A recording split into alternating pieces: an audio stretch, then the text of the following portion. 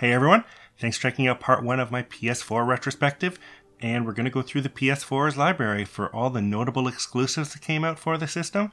If you haven't seen my retrospectives before, I like to use these as a way to go through my collection, see what games I should be picking up and what games I probably don't need to hold on to anymore. And I like to share this stuff with other people so maybe they can discover some great games they didn't know about. Before I get into it, let me give you the mandatory plug. Please subscribe and check out my other retrospectives if you dig this kind of content. It really helps me, decide what to do next. For multi-platform stuff, I will get to that eventually. I like to go through all the exclusives first and then dive into that stuff. So, since the PS4 came out in November, there's not really much for 2013, so we're going to go through the launch games and the few digital exclusives that were available that year in what's going to be a pretty quick retrospective. Leading up to this generation, things were completely swapped with Sony and Microsoft compared to last generation. Sony was offering the cheaper console, and Microsoft had burned a ton of goodwill with their original concept for the Xbox One. The PS4 included a new DualShock 4 controller, which is similar to past iterations with some big differences. The PlayStation button was replaced with a clickable touchpad, and Start and Select buttons had been replaced with Share and Options buttons. Each controller also had a light that, while annoying when it reflects in the TV during dark games, lets the PlayStation camera see and detect movement in some games. The camera is basically the successor to the PS3i and was released separately to keep the cost of the console down. It was used for some games, but mainly for streaming and capture applications, or to issue voice commands to the PS4. The camera will become way more important when we get to PSVR stuff, but we'll cover that another time. The PS4 launched on November 15th, 2013, with only 2 exclusive launch games. The first is Killzone Shadowfall, the 4th main game in the Killzone series that changes up the setting and design quite a bit from previous titles. The game takes place 30 years after Killzone 3 and features more open levels that allow the player to approach objectives in different ways, including stealth approaches.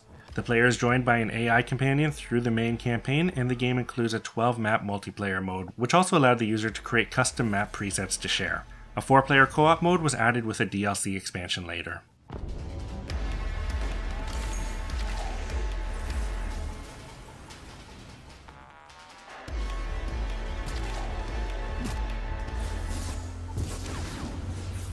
The second exclusive launch game was Knack.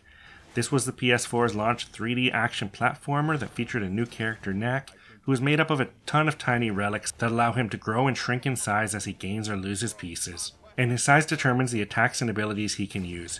The game features 13 chapters, which also include multiple gadgets and crystal relics that, when found, enhance Knack's abilities. Someone could get hurt. Oh no. We've got company. Stop him.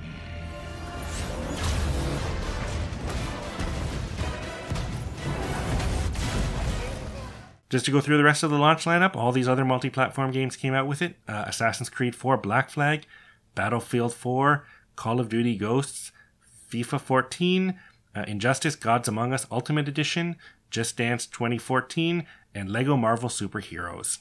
There were no notable physical exclusives for the rest of the year, so let's get into the digital stuff. There were 2 notable digital games that launched alongside the PS4 as PS Plus titles. First is Resogun, the exclusive, very stylish retro shooter where you moved around a cylinder, taking out enemies from both directions. It really feels like an evolution of something like Fantasy Zone, and has all the stylized visuals and music you'd expect from the creators of Super Stardust HD. There's a ton of enemies and great bosses. Objectives basically involve staying alive and killing everything, as well as saving the remaining people who appear at the bottom of the stage. Overall, this one is highly recommended. I need to rebuy it because I only have the PS Plus version, so you might want to think of that if this is something you want to keep way into the future.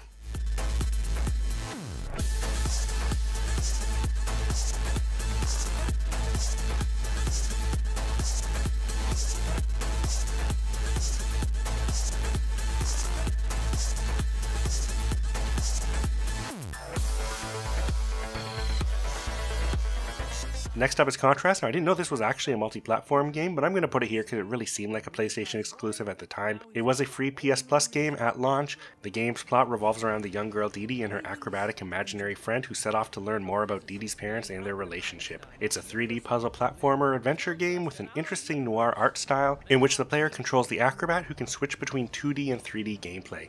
When shifting into 2D, the shadows of the 3D environment become your platforms. This makes for some really interesting environmental puzzle design, allowing you to affect things in 3D to make different paths through the shadows. It's a great idea, but the execution isn't quite there. What you don't know can hurt you. Get back. You would never lie to me. The other two notable digital games of this year are Flow and Flower. These are ports of the acclaimed relaxing PS3 games by that game company, which went on to create Journey. Flow is a strange sim game about evolving organisms, and Flower is a game in which you control the wind to cause flowers to bloom and bring life back to decaying environments. Both are definitely worth checking out if you haven't. Europe saw a limited physical release with Journey included, but we never got that on the PS4 over here, so you can easily get that on the PS3, I think. But if you want this on PS4, you'll either have to import a really expensive copy or get these downloads, which are much cheaper. And that's it for 2013, a really small year since it was really just over a month, but a fair start. In the next video, we'll get to 2014, which is a pretty small year again, but then the floodgates really open for PS4 exclusives, so stay tuned to that. Thanks for checking out this episode. Please subscribe if you dig this kind of stuff. I'm going to be doing a ton more. It's really appreciated and really helps me stay motivated to get a lot of this stuff done. And leave any comments you have. I'll see you guys next time.